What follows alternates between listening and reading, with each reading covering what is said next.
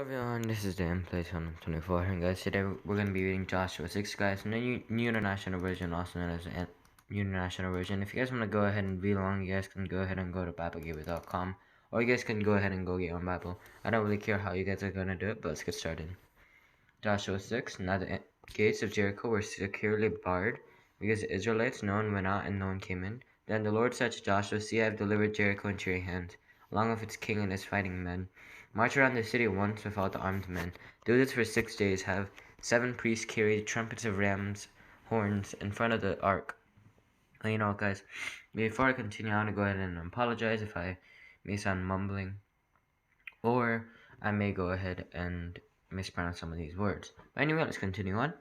On the 7th day, march around the city 7 times with the priests blowing the trumpets. When you hear them sound a loud blast on the trumpets, have the whole army give a loud shout. Then the wall of the city will collapse and the army will go up, everyone straight in.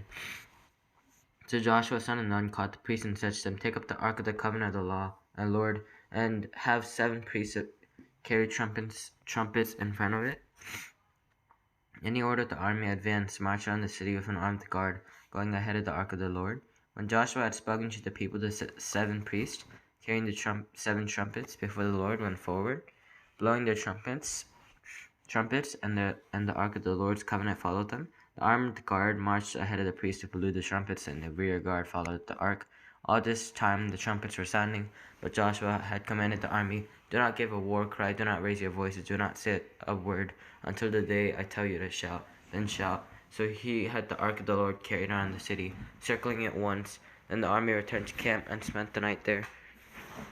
Joshua got up early the next morning, and the priests took up the ark of the Lord. The 7 priests carrying the 7 trumpets went forward, marching before the ark of the Lord, and blowing the trumpets. The armed men went ahead of them, and the rear guard followed the ark of the Lord, while the trumpets kept sounding. So on the 2nd day they marched around the city once and returned to their camp. They did this for 6 days.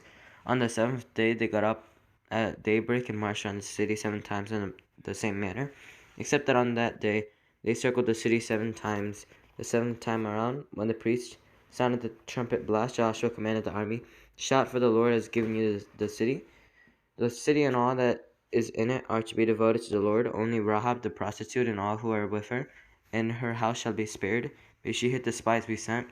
But keep away from the devoted things, so that you will not bring about your own destruction by taking any of them.